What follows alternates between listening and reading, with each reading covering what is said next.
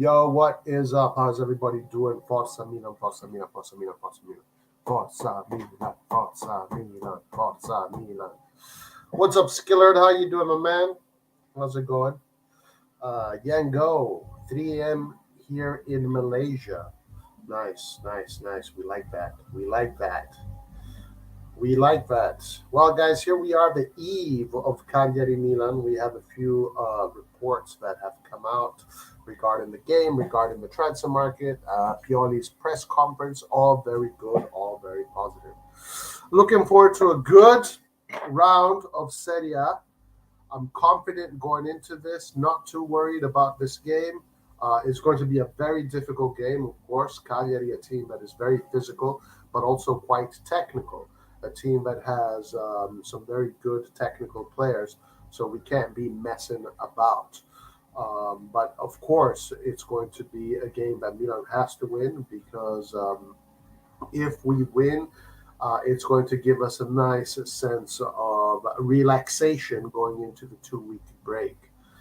So, what do we know about the game so far? Well, Tonali had a fever. Uh, Daniel Maldini had a fever. Giroud had a fever. Everybody has a Saturday night fever. I don't know what's going on there, but it looks like Tonali is going to be okay, and he's going to be good for the game. Um, but we are yet to see. We're yet to see. There are voices that it looks like that it's going to be a Diaz coming back. As a matter of fact, let's go straight to that. How about that? Let's go straight to this Diaz thing, because I want to see Diaz kick some serious ass.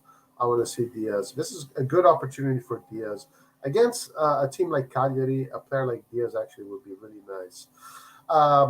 Let's see. Oh yes, Diaz got an injury in training. Correct. He got an injury in training. I saw Pioli's conference today, and he got an injury in training, but just a trauma, nothing else.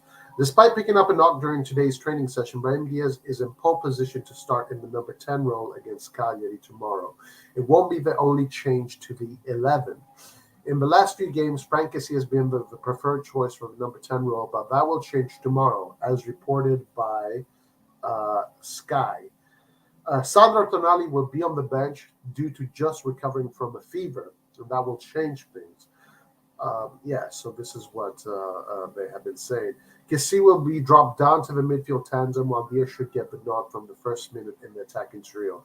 He received a knock during today's training session, but appears to be fine, thus putting him in ahead of Rade Krunic in the pecking order.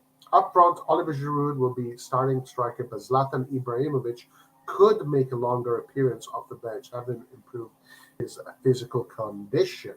So, regarding this particular subject, which will mean that if Diaz is starting from the beginning and so is Messias, then we're going to always face the same problems as we have, which are you guys better score a bunch of goals before your subs start coming in. Um, Now, one thing that Milan has been doing very well almost every game is they start the games very well. They get that goal and then they kind of drop, right? Well, this is something that actually Pioli discussed in his press conference because it's something that was asked of him. And yeah, he said it very clear that he is aware that the team needs to score more goals. They need to score more goals in order to close these games out.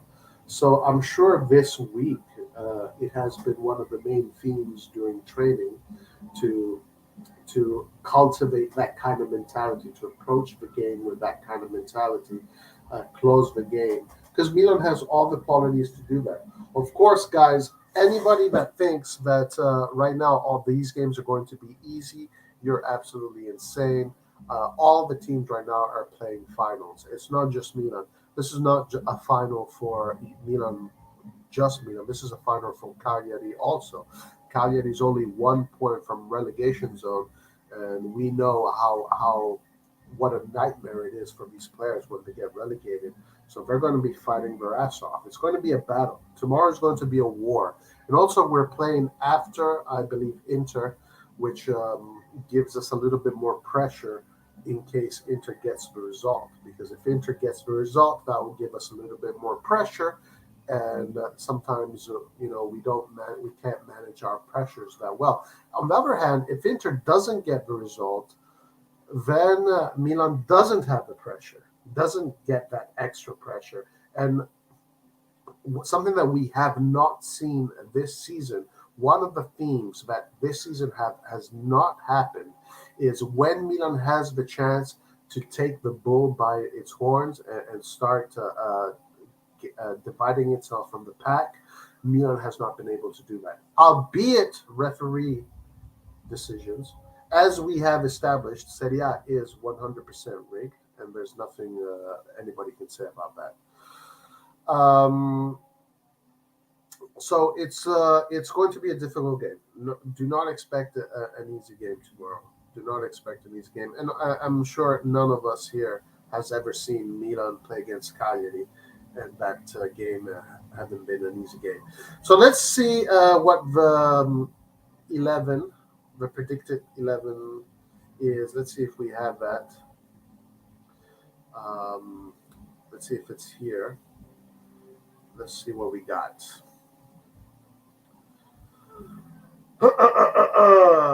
Okay.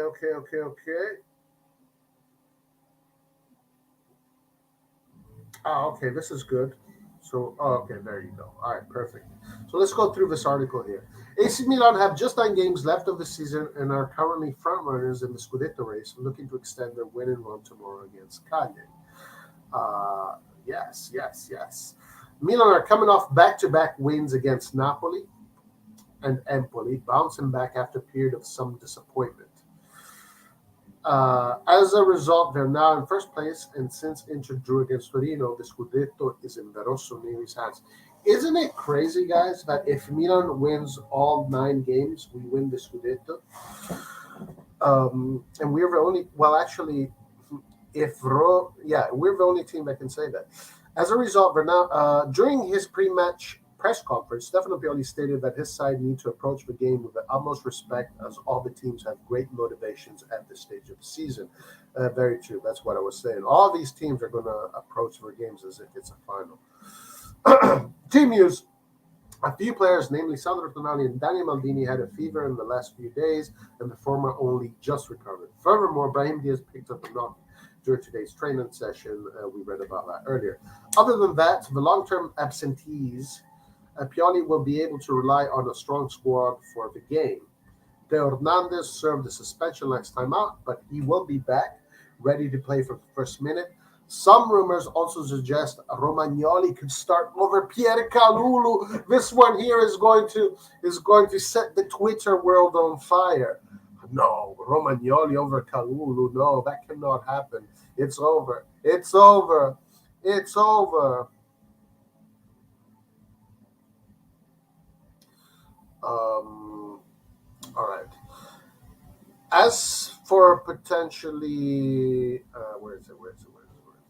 As for potential replacing Tonali and Diaz, our colleagues at SempreMilan.it,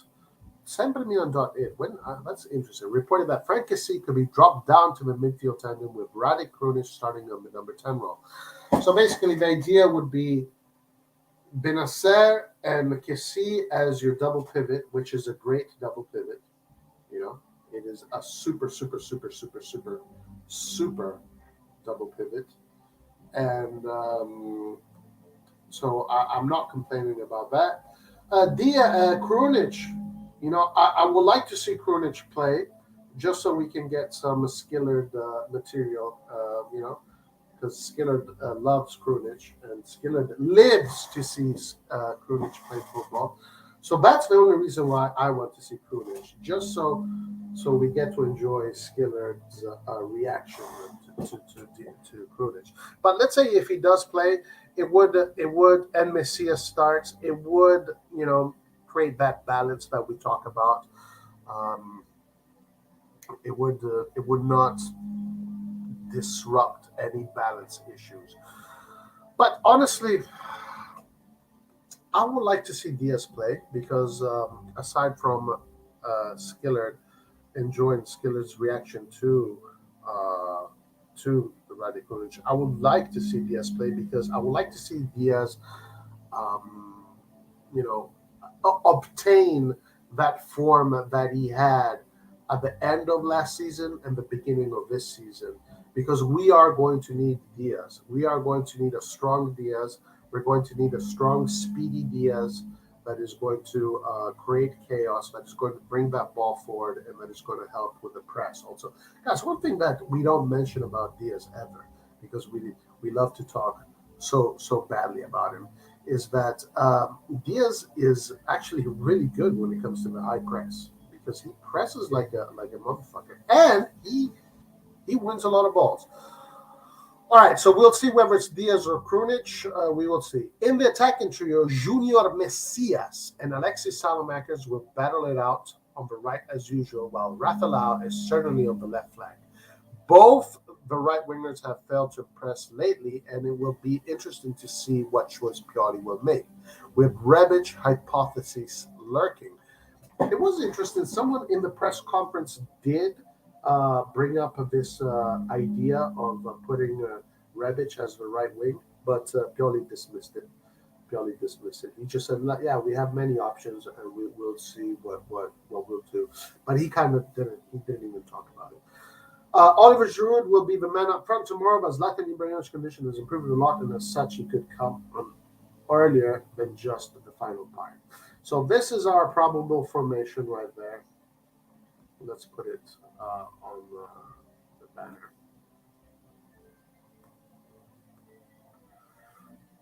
Messias over Salah. Every time Kurnish starts, we win. The GOAT. Diaz wins a lot of balls. Diaz also loses a lot of balls. We have to win. Yes, sir, we do. Campione, campione. Ogo, please no Romagnoli. Oh, yeah, you got it, guys. Romagnoli is starting, and I cannot wait to see him have a great performance and kick some major ass. Some major ass. There it is. Actually, let's not do it as. Let's do it that way. There. Okay, Magnan, the greatest goalkeeper that has ever existed in the history of the universe. Mike Magic Magnan, the one that has not made us regret. I was thinking about Donnarumma, Kessie, and Çalhanoğlu, and possibly even Romagnoli, right? These are the players that we were losing for free. I want to say, even though we are losing these players for free and it sucks, blah, blah, blah, but have you guys asked yourselves, where are these players going? You know, these players are not going to freaking Benevento or Provercelli or Empoli. No, Donnarumma went to PSG, the team that today, has all the big superstars, even though it's not a real team. It's just an action figure merchandise team. But he went to PSG, right? Um, Çalhanoğlu didn't go to any team. He went to Inter, big team, the team that won the Serie A. Kessie going to Barcelona. So our players are not going to shitty clubs. They're going to the best clubs in Europe. Again, this is another signal of the great work that is being done. Even though it is quite, a strange situation that we're losing these players. Romagnoli is our version of Wes Calamity Brown.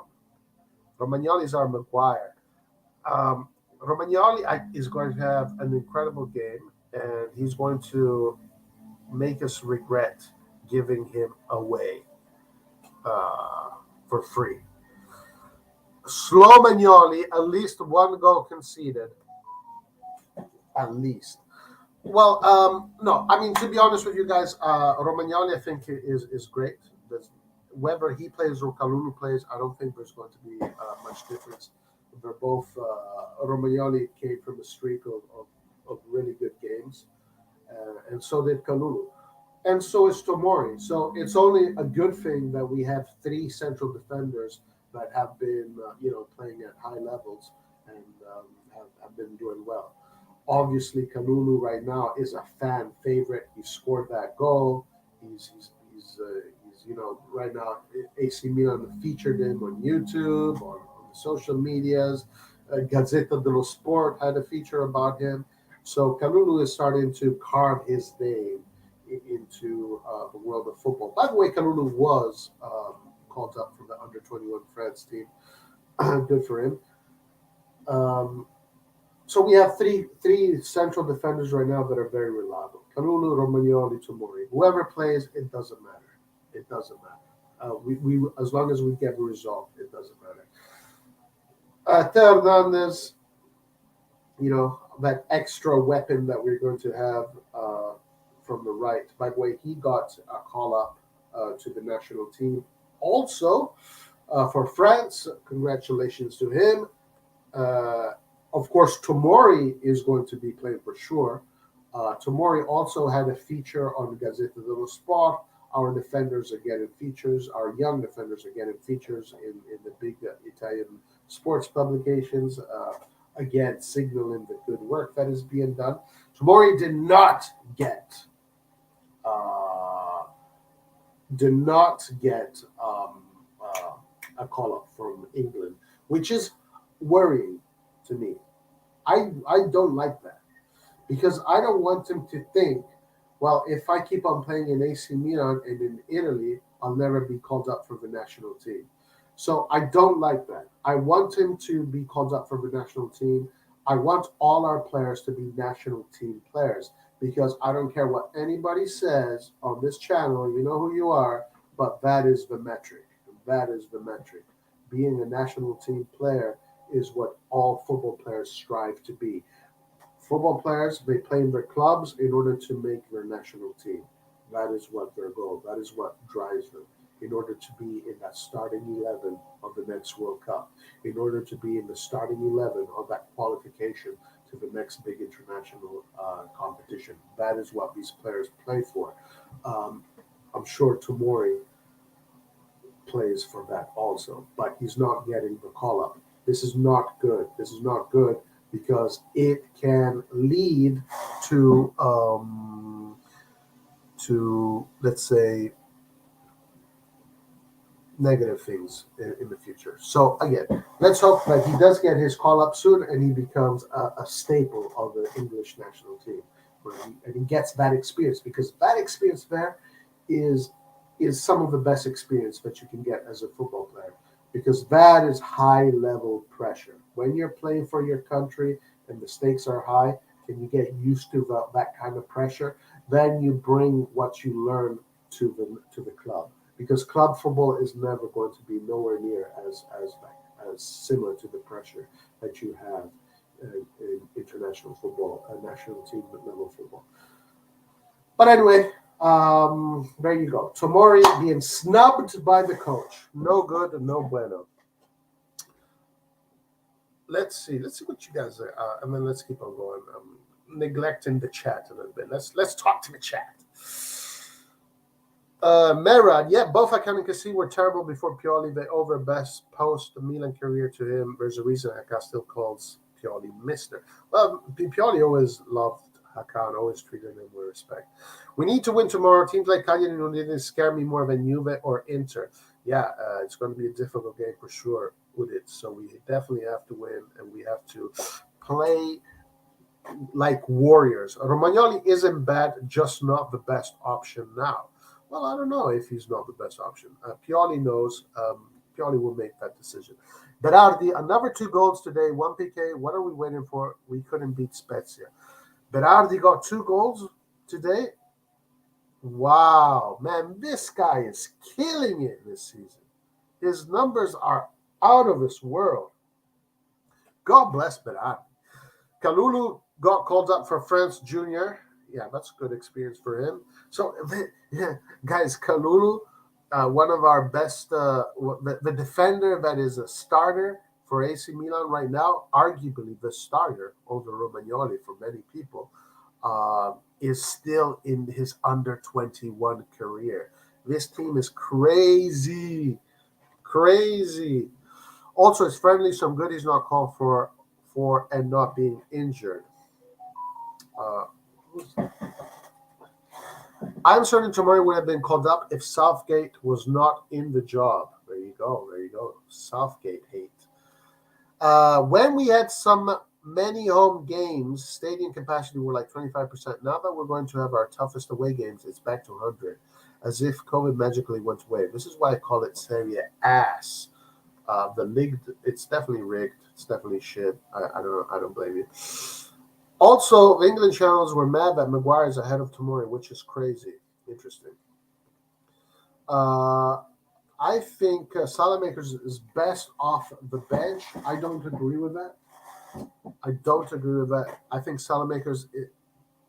We have our best players at high press are Salamakers and Krunic. And ever since Salamakers has stopped starting, our high press has suffered. As a matter of fact, we were scoring more goals when we were pressing high, when our high press was more effective. But Messias creates more chances, right? He creates more chances, but he creates more chances when the ball starts from the back and comes forward. Salamakers, instead, when he's helping with that high press, we win the ball in their half, and then from their half, we can attack them while they're out of position. So I do not agree that Salamakers is best off the bench. I think Salamakers can be used from the get go if you want to do a high press from the beginning, or you can use them later on in the game. And also, another thing, if we are starting with Leao, Diaz, and Messias, if you get to that, I've said this 700 million times. If you get to that 70th minute and you haven't scored any goals yet, you know, Messias is who are you going to bring in? Salamanca isn't going to score any goals for you, so the right wing dies. It's done. There's nothing. You can't use the right wing to bring goals unless that press. Maybe I guess the press. We do have Rebic back, so Rebic has his form continues to be pretty shitty. We do have Ibra back, so we do have Rebic and Ibra that can bring in some offensive placement. But I'm not too. I don't share this opinion that Salamanca is best off the bench. Joel is here, guys. Blue Wrench Knight Joel Fossa Milan. My boy Davide not called up again. Davide Calabria not called up for the World Cup qualification. Very interesting. Very interesting. I would like to see him be part of that team. But he's also one of the guys that just literally came up from the under 21s. So he still needs to wait. And to be honest with you, Di Lorenzo Florenzi on that right is freaking good. I don't blame Mancini. He's got two experienced, much more, let's say, mature players. So I don't blame Mancini. But it sucks for the Milan East, I guess. Sport Geek is best off the bench and into the stands. Joe, I don't know what Mancini sees in Di Lorenzo. Roy, you're doing a watch along. I want to hear your famous quote for Lord Krunic. I can. Guys, tomorrow I am not doing a watch along. There's no watch along. Problem with Messias is that he's slow. Slow, yes. Slow, yes. As he has unique technique and can finish the games with a press and stamina, plus he can give some dynamic trouble to justify my point. I'm glad Mancini didn't call him up. If you see Calabria has been injured, okay. Salah means that our cam and one of our pivots get more attack and play. He can sit deep to cover them. It's a balanced Messias, more traditional right wing. Yeah. Pioli should go back to 4-3-3. It was effective against Napoli. We don't have a proper number 10 playmaker. Well, it was effective against Napoli, but against Empoli, maybe the worst game of the season. We played terribly against Empoli. Let's not kid ourselves. And that's what we kind of did. We had that 4-3-3. And it's not really a 4-3-3. It's not really a 4-3-3. It's a 4-2-3-1. Miss Kessie is still playing in that advanced role, making it a 4-2-3-1. But I guess it makes sense to call it a 4-3-3. Why? Because you have three pure midfielders and three attackers. But the way the team is set up is still a 4-2-3-1. But yeah, it shifts here and there. Kessie casually jogging tomorrow because he doesn't give a fuck. Yeah, Kessie, guys, is going to go play tiki taka. Tiki taka. Kessie is going to is the inheriting Messi's throne. But Messias wins more balls than Salah. That's not true. That's not true. Messias scores more goals. Yes, Messias is a good actually ball winner, but Messias does not win more balls than Salah. That is not true.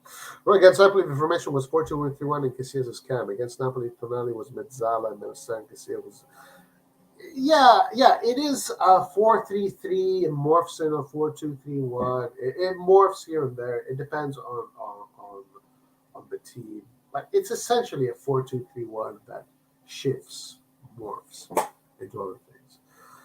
Lionel Kessie. Are we really going for Scamacca? It looks like Milan is all in for Scamacca. Yes, it looks like it. Scamacca, guys, the answer to our problems. All right, let's go to some transfer market news because that's been one in particular that I thought was very interesting, very very very interesting, and which was Renatinho Sanchezinho. Renatinho Sanchezinho was heavily linked with Milan once again by L'Equipe. L'Equipe with a very interesting piece. Let's see what it says. Lille's Champions League last 16 exit against Chelsea should pave the way for a summer clear-out, and Renato Sanchez is expected to be sold to AC Milan, a report claims. According to L'Equipe, via GFFN, Lille, no, so L'Equipe is like the equivalent to La Gazzetta dello Sport in Italy. Lille are expected to undergo a bit of an overhaul this summer given their financial situation, and Renato Sanchez is among the names expected to leave. He missed the second leg of the tie against the Blues because he's injured, injury-prone player. The report adds that the 24-year-old is set to join Milan at the end of the season as part of what could be a double deal between Lille and the Rossoneri involving centre-back Sven Botman. The good relations between the two clubs, as seen in the Rafael, Thiago Giallo, and Mike Magnan operations, could certainly open up a preferential lane for Maldini and Massaro to try and exploit. So L'Equipe has linked Mr. Renato Sanchezinho to AC Milan. Interesting. I really believe that's going to happen. I really think it's going to happen. Roy, do you like Scamacca? Saw some highlights. He's fast. Scamacca has some. All right. So this is the issue that I have. Okay, this is the issue that I have. Now, this particular issue doesn't mean it is right all the time, but it is right 80% of the times. 80%, not 90, 80%. And this is the issue that I have. That the metric that I've always used to see how good the Italian youngsters are is the under 21. Why? Because the under 21 is usually what the future national team looks like. And the future national team usually tells you who are the champions and who are not the champions, etc., etc. So, having said that, Scamacca in the under 21 has not shown us much at all. As a matter of fact, the under 21 Italian national team is pretty shit.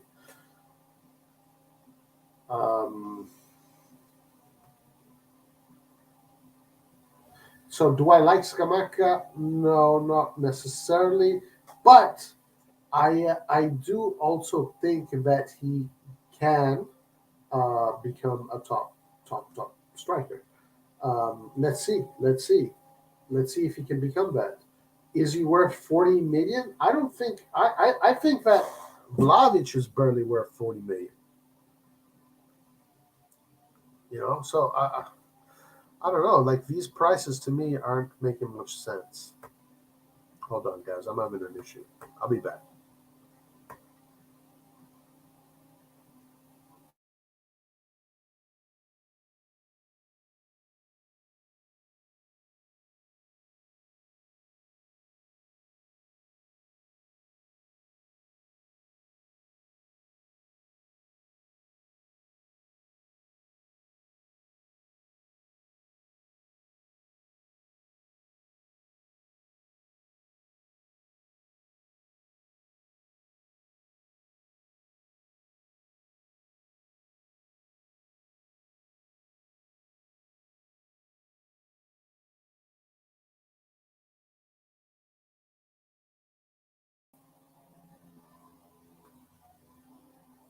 What the hell? Hello? There we go. We're back. We're back. We're back. We're back. We're back. Yes. So Skamaka, I gotta use the under 21 metric, and he has not looked good in the under 21s, and also the under 21s have really sucked. So it's hard for me to tell how good this player is going to be. In the past, it was much easier to tell. Uh, you could tell that certain players were going to be very good based on their performances in the under 21s. Um, is he worth 40 million, as the reports say? Not in my opinion. I don't think Vlahovic is worth 40 million. I think Vlahovic is worth 30 million. And we're seeing Vlahovic how he is, guys. What has Vlahovic done? He's done nothing. Fiorentina is doing exactly the same with a different striker, Piontek. It's just because of the way they play. So whatever. But if we do get to Skamaka, it'd be good. As I said, this what makes sense to me is again I was hearing Pellegatti talk about this today again because of the situation with the eight Italian players, not necessarily Italian, but you need to have the regulations state that you need to have eight players that have been in the Italian system for a number of years, from starting from a certain age. Because of that stipulation, Milan is going to have to fish from Italy. All right, guys, you let's put this in our head. Milan has to fish in Italy. They have to fish in Italy. So they're definitely going to get either an Italian player or another player, a foreign player, but that has been in the Italian system since he was from 15 and between 15 and 21, but for 3 years, 3 years in Italy at those ages. So to me, again, I'll say it and I'll say it again. Belotti Belotti is free. He wants to play for Milan. Belotti will, if he comes to Milan, and we have Giroud, Belotti, then we're going to need another one because we cannot do Champions League next year and have a real Champions League run with only two strikers. We need to have three. We need to have three good strikers. So Giroud, Belotti, and then someone else. I don't know. Origi, right? Origi, or or or what the reports have been saying lately is Giroud, Origi, and Scamacca. Okay, you have those three, um, but one of them is going to be Italian, guys. I'm sorry, I know this breaks your heart, but one of these players that has to come in this summer is going to be Italian. Saif is in the house. What's up, Saif? Roy, if we don't get Berardi, who is your alternative ideal signing from the right wing? If we don't get Berardi, my alternative would be,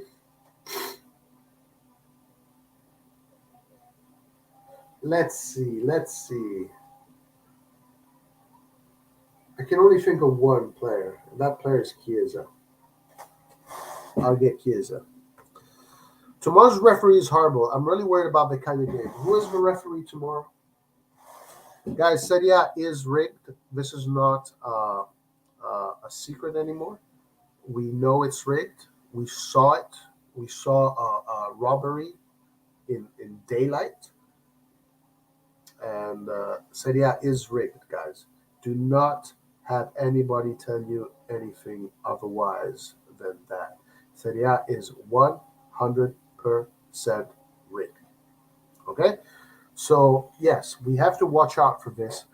Now, if we don't get to see some, shenanigans tomorrow, they will happen again. All right? So, being rigged doesn't mean they're going to rig every single game, but it depends on the episodes that happen, and what I guess that's what it depends on. Because it's not like in Torino Inter they anticipated that penalty was going to happen, but when it did happen, some guy in his ear told him that, hey man, don't call it. We can't call it. We can't call it. Just pretend nothing happened. Just say you didn't see it. You didn't see it. So I guess it depends on the episodes. I guess they rig the games that they can rig, and if like there are no episodes, I guess they don't rig those games because I guess they can't be blatant about it. But there is definitely right now, guys, as we speak, a system going on right there within the referee committee, within the referee people, within the Lega. There's some shenanigans going on. We see it. We know it. It's like, you know what it is? This is what's going on. This is a good analogy. When, like, let's say you have your house, right? And like you go to sleep at night, and then when you wake up in the morning, like, I don't know, your cereal is on the ground, and something was eating your cereal, right? And you don't know what it is. You can't see it. Then another night, you wake up in the morning and there's some droppings. Some droppings, right? What is this? So what's doing this? Is it what is it? And then let's say one day you wake up, or you wake up during the night. You wake up during the night to get something to drink, maybe in the fridge, and you see a rat, and then it goes, and then it hides back. Once you see the rat, you know there's a rat in the house. The moment you see the rat, it's not a conspiracy theory. It's not up to debate anymore. Yes, the thing that was doing, the thing that was eating your cereal, that was leaving droppings, is a rat. So now against Milan and Torino, we had that kind of moment, right? We had that moment where the rat showed its face. There's a rat in the house, or let's say a more or the UFO. Let's say UFO, an alien shows itself, and then by mistake, and then he goes away. But now we saw the alien. Oh shit, aliens are real. Now we saw it. So against Torino and Inter, that was one of those kind of moments. We saw the rat. It showed its face. Then, as soon as it realized that it showed its face, it ran back in its little cave. So yeah, guys, Serie A is 100% rigged. Serie A is 100% not honest. So let's be careful when it comes to this aspect, because Milan has been the team that has been targeted the most. One thing is for sure. One thing is for damn sure. Whatever shenanigans is going on, Milan is not part of it. Okay? And Milan would not be part of it. It makes sense for me to say that Milan is not part of it. Why? I mean, first of all, Maldini is not that kind of person. Maldini is not even interested in doing that. I don't think Maldini is a purist. He doesn't get any satisfaction from rigging football games. The people that rig football games are people that have never played football, that do not know what it means to compete, do not know what it means to be an Olympian, do not know what it means to be a true competitor. So Maldini would not do that, one.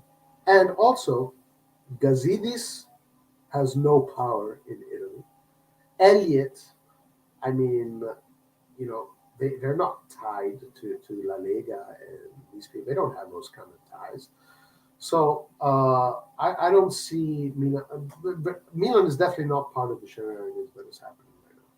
So this is a good thing because in the past Milan has been part of the shenanigans, and but this time we can say with integrity, with honor, Milan is not participating in the shenanigans that we're seeing right now.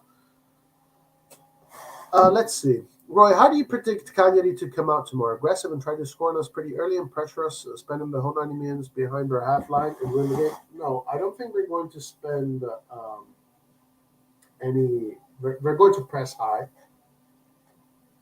One thing that we saw this now, if they don't press high, I'll be quite surprised. Let me put it that way, because one of the things that we have noticed this season is that the way teams have decoded AC Milan, the way teams have decoded is the right word, is by pressing Milan high. Because when Milan builds from the back, what do? They start in whatever formation they have at 4-2-3-1 or different variations of it. But then when the buildup happens, the formation morphs into that three in the back. Then you have the one guy there, the Benacer or the Tonali, the deep lane midfielder that is in front of the three, creating that pyramid. And then you have Theo Hernandez that moves up in the offensive line. So basically, when Milan attacks, when Milan creates its play, its game, the formation is a 3-1-5-1. Essentially, that's what it is. Um, Now, smaller teams have realized that if you want to stop Milan, just don't let them get in that posture. Don't allow them to get in that posture. So how do you do it? Press them high. You're going to see a lot of running tomorrow. There's going to be another one of those games where Milan is going to suffer to get the result because the team that we're playing against is a team that is going to run, run, run. We're not going to give time to our defenders on the ball. We're not going to give time to our midfielders on the ball. So it's going to be one of these games where it's going to be instinct and quality and direct football. It's probably going to be a little bit more direct than usual. But of course, you're going to have moments in the game in which Milan is going to establish itself as the dominant team with possession. And then you're going to have Cagliari come out with some dangerous moments. We're probably going to see some crazy saves from Magnan again. So watch out for that. And hopefully Magnan is going to be on his toes. But I'm not expecting Cagliari to drop back and wait for Milan. Because if you do that, you're giving the game away. Against Milan, one of the things that we learned this year is that if you drop back and you wait for Milan, you might as well not even show up because you're not winning the game. But if you attack Milan, press them high, let them run, let them get tired, let Milan suffer, then you have a better chance of getting something out of Milan. So I'm not expecting an easy game at all. I'm expecting a very difficult game. There's not going to be any easy games from now till the end. I'm expecting a very difficult game, but I'm expecting a game where our quality, our spirit, our tactics, and the mission. We got to stay true to our mission. One thing that Pioli said that I thought was very interesting, which I totally agree. He said the best thing about our team right now is the positive energy, having positive energy, and that to me is the most important thing in sports in general. Positive energy, right?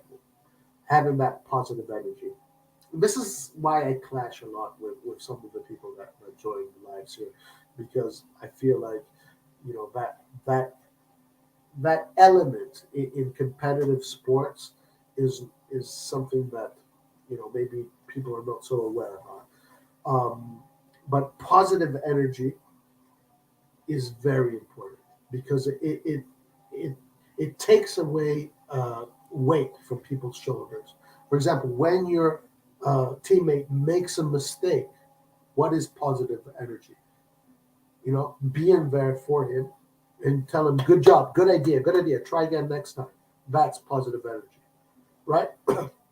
What's the opposite of positive energy? As soon as someone makes a mistake, you go, "Oh fuck, man, you're a fucking you suck, man. Fuck you." That's negative energy, and negative energy does not just destroys teams. And one thing that we have realized this season, absolutely 100%, is that Milan, out of all the teams that are fighting for the top four spots, is the team that is the most uh, squad, is a team with the best chemistry because of this positive energy.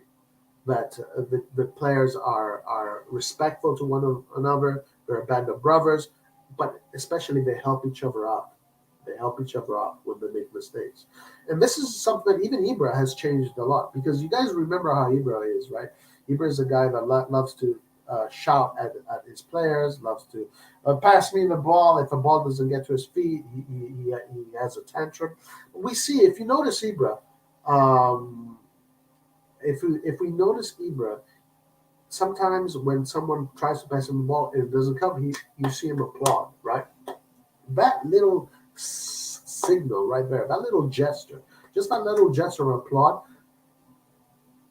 will take you miles. Will take you miles because it's basically enforces this synergy and this connection, this network between the players, this psychological, emotional network. Um, all right, let's see. Let's see. What's up? What's up? Cagliari are going to, yeah, most likely. Yeah, guys, Cagliari is only 1 point away from relegation. So, for sure, they're going to play like they're demons. Berardi has now 100 Serie A goals playing for Sassuolo. Wow. And Berardi is having a crazy season. Serie A HQ must do something to develop Italian football in Europe. Serie A HQ is all a bunch of corrupt assholes. That's what Serie A HQ is. Guys, check out Rafa Silva. Okay. Let's check out Rafa Silva. I don't know who he is. Belotti, if his form continues, yes, but his performance prior, especially with injuries, is poor. Let's not forget, Mr. Christopher, that Belotti, apart from this season, has finished every single season in double digits. Every single season he's played has finished in more than 20 goal contributions per season. That's crazy numbers. By the way, Origi has never achieved double digits in his career. By the way, Kessie is a retard if he thinks him at Barca is a good fit. I don't know what the hell is going on with Kessie. I think Kessie is just tied to his agent. He probably, he probably has. I don't know what it is. It's the agent. The agent wants his payday, and Kessie's doing what the agent tells him what to do. Cagliari probably going to. Yeah, I read that. Oh, Joel, you already know Cagliari is good to attack like Prime Barcelona and defend like Prime Milan tomorrow. I saw tomorrow Milan. I saw tomorrow Milan 3, Cagliari 0. Let's hope. Let's hope. Oh, that would be a nice result. All we need to do is keep our composure and be clinical, and the win is ours. Yes, being clinical is absolutely important. Yeah, being composed and clinical, absolutely. This sucks. Kalulu wins our last game, and I believe he should start because he deserves it. I think he deserves it too. Let's see what Pioli decides. I think whether it's Kalulu or Romagnoli, it's okay. It doesn't matter. Do you think it's justified that Romagnoli with most problem? Yes, I think it is justified because Romagnoli is a very good football player. He's an excellent defender, and he's obviously a player that is respected in the team. Everybody respects him in the team, and you know he's not had any bad performances ever since he came back from that. What was it? Injury or something he had. So whether it is Kalulu or Romagnoli, I don't think it matters that much. But I see how people would say, Kalulu deserves it more because of his last performance, especially. Doesn't matter. Zlatan's back in the squad. I'm expecting a reaction. It's only 9 games, and we beat them all last season. Yes, let's do it. Let's win all 9 games so we can win it. I agree with Roy. One of the biggest problems in Bentar was negative energy. San Siro was scaring our own players instead of our opponents. True. True. Very true, Joel. Very true. I saw that. It pissed me off. How can you be positive with Krunic? Guys, Krunic is the fountain of positivity. I love Krunic.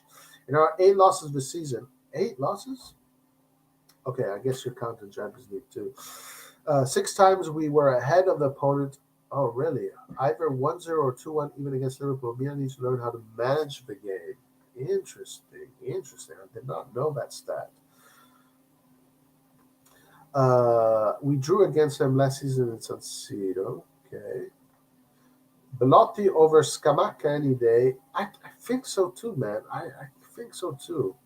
Scamacca still hasn't shown me what he's all about. We feel apart towards the end, then. We fell apart towards the end. Are we doing the same this season? No problems, baby. Um, Now, one thing we got to really watch out for, guys, um, aside from the league being rigged, is that our last month is very difficult. We have Lazio, we have Fiorentina, we have Verona, we have Atalanta, and we have Sassuolo. You know, these are our last six games. Or these are the teams we're playing. Very difficult. This is our last month is going to be very difficult.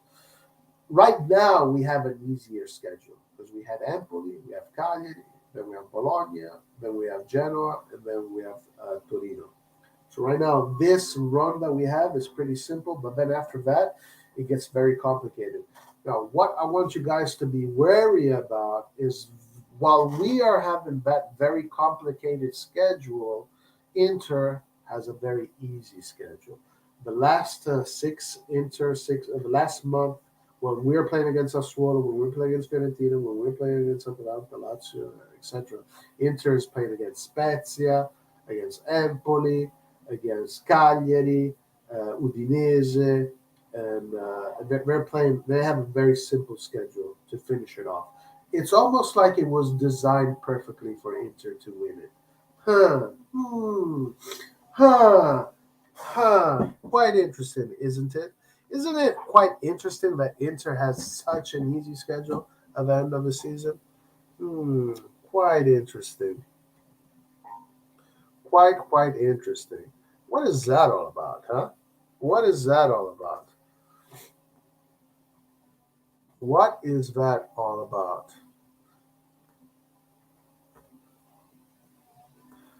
Marotta doing his magic, huh?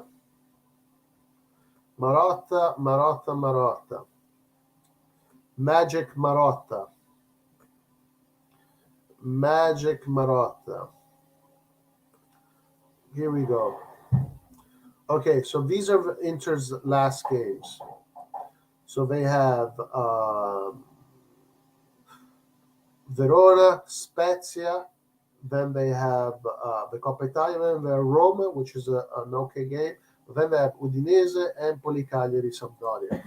Very easy situation for them. Very easy situation for them. But us, on the other hand, our last games are a whole different story. We have Atalanta, Sassuolo, Fiorentina, Verona, Lazio, right after the Inter game. And we have that Inter game too.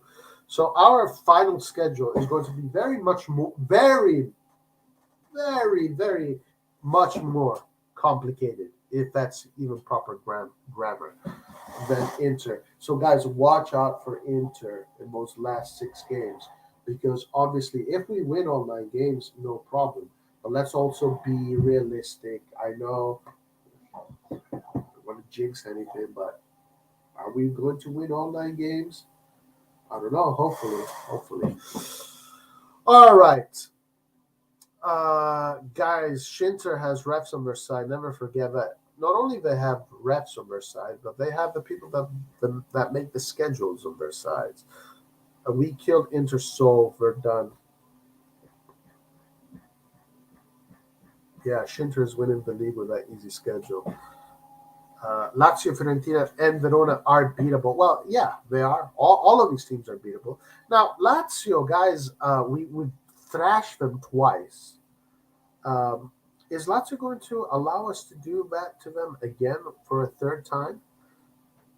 We'll go. I guess we'll have to wait and see. Obviously, Lazio does not want to be embarrassed by Milan again at the Olimpico.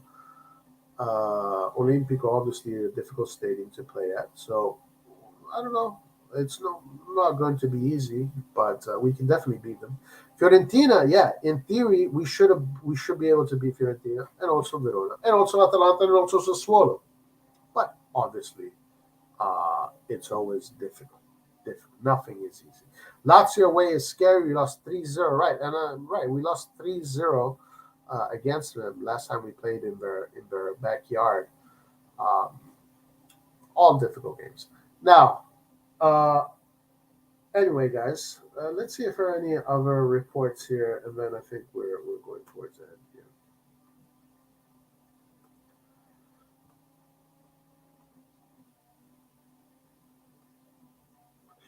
All right, all right. Let's see what we got here. Let's see. Kalulu shines, but keep his feet firmly on the ground. The path is right. Guys, did you know that we have a player in our team called Bakayoko?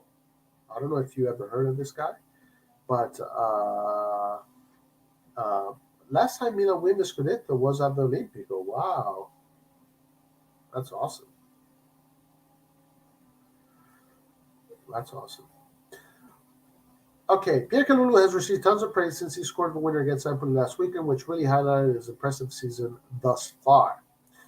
AC Milan News highlighted in the last few days, some have even suggested that Kalulu could be the right future partner for Fikayo Tomori. I think we all agree on that, to be honest with you. A suggestion which, even without its unlikely, is still too early to make. By the way, Pioli was asked in his press conference uh, to, let's say, compare Pierre Kalulu to another player, like, let's say, a legend, whatever, or how we usually do. Like we have been comparing him to Tisai, right? I don't really compare him to Tisai. I'm not really seeing the Tisai thing. I'm seeing. I don't know actually. Tisai was like more a defensive midfielder. Tisai was actually more technical, more technical, more imposing than Kalulu. But Kalulu reminds me. I don't know if he reminds me, but Pioli didn't have an answer for that. He said that Kalulu still hasn't played enough games for him to compare him to, a player from the past. That's what he said. Anyway, Kalulu certainly made the most of Alessio Romagnoli's injury, and he's not far away from the snatch of the captain's starting spot. Something a lot of people want to see. Having said that, the youngster knows he still has a lot to improve and needs to continue on this path.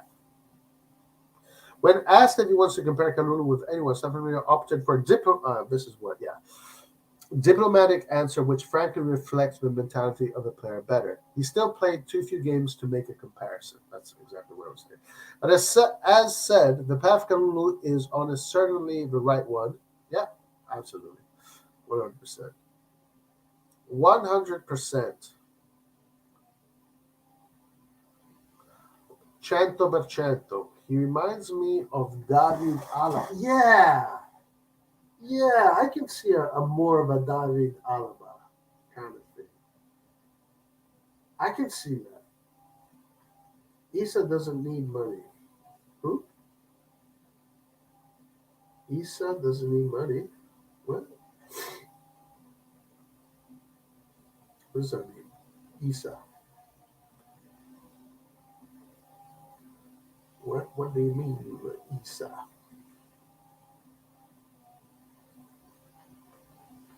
All right, anything new? Let's see. Kafú, guys. Let's see what Kafú says. Leggenda Rossonera. Best Buy, guys. Best Buy. Good deal. $20.99. All right, here we go. Former AC Milan defender Cafu has claimed that the Rossoneri can go on and win the Serie A title this year and end an 11-year wait for the league. Milan have found themselves as the outright leaders of the Serie A table thanks to recent wins against Napoli and Empoli. And even though there are still 9 games to go in the season, there's growing optimism that the team will be right in the title fight until the very last few games. Yes. Cafu was a champion of Italy with Roma in 21 and 2001, and he was interviewed on the microphones of Il Diabolico, El Divino. a radio show hosted by Giuseppe Falcao, Simone LP, and Gabriele Ziantoni on New Sound Level 90 FM about the current season. All right, damn, what is this? A fucking book? All right, okay. Sure, let's see what he says. I managed to win something. It was very good career. If I have to choose between winning the Champions League with Milan and winning the Scudetto with Roma, I choose the Scudetto with Roma. Damn, guys. Damn. There you go. Guys, he chooses the Scudetto with Roma over the Champions League with Milan. I really believe that this is a good year. Milan have a great squad and a great coach, and they are in a place where if they get out in front of everyone, it'd be difficult for them, too difficult to recover. In any case, it is a very balanced season that will be fought until the end. But I think it could be the right year. Yes, we all believe that. How much has football changed, and who is the strongest striker you have faced? Ronaldo the phenomenon. Everybody says Ronaldo the phenomenon. The strongest. Football has changed for the worse. Before it was more played and we had more fun. The strongest striker was undoubtedly Ronaldo the phenomenon, and after Ronaldo Romario. They scored and played in an incredible way. They don't play good football anymore. Now you play only for the result. When we talk about the fullback, one time the fullback did an incredible job on the wing. It was a football full of strong teams and there were strong players everywhere. Today I see a more aggressive and less poetic football, and VAR certainly did not help. Guys, he's saying the exact opposite of what people come to this live and usually say. He's literally saying the exact opposite. Is there a player like Kaká in the world? Yes, Brahim Diaz. I'm the worst player in the world to make comparisons with other players because everyone has the characteristics of him. Kaká did crazy things in football. He had a touch of class, poise, a way of playing on the pitch that cannot be matched. Then Kaká always kept his head up when the ball came from for him. He always knew what he had to do and found free space. What is this? Okay, so this here could be a little bit deceiving because yeah, I already spoke about this. Yeah, Rebic was asked, Pioli was asked regarding Rebic being a right winger. Pioli was did not really answer that question. All right, guys. So tomorrow we got Cagliari. We're going to see your favorite player Romagnoli. We're going to see your favorite player Krunic. We're going to see your favorite player Diaz, and hopefully we're going to see my favorite player Salamakers.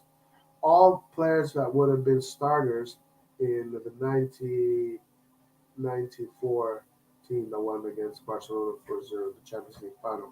All four of these players would have been starters. But in all seriousness, guys, tomorrow is a great opportunity for Milan to go into this 2-week break with light, no weight on their shoulders. They can get in very relaxed. Go to Cagliari, fight your ass off, get the tactics right, score those early goals, then score another one.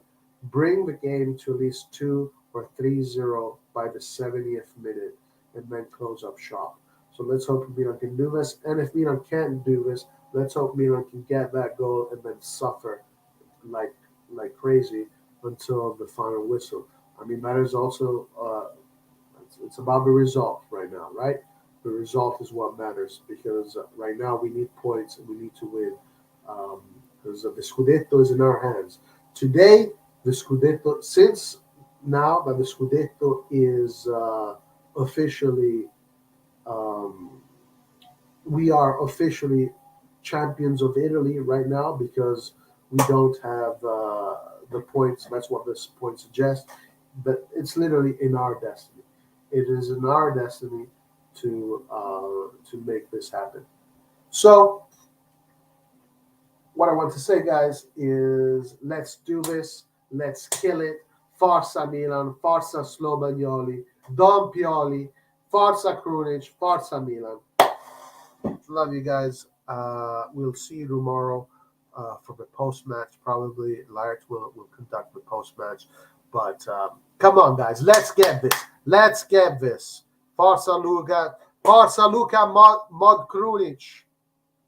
Forza Milan, guys. Let's get this, guys. Let's get this. Alla prossima, ciao e arrivederci.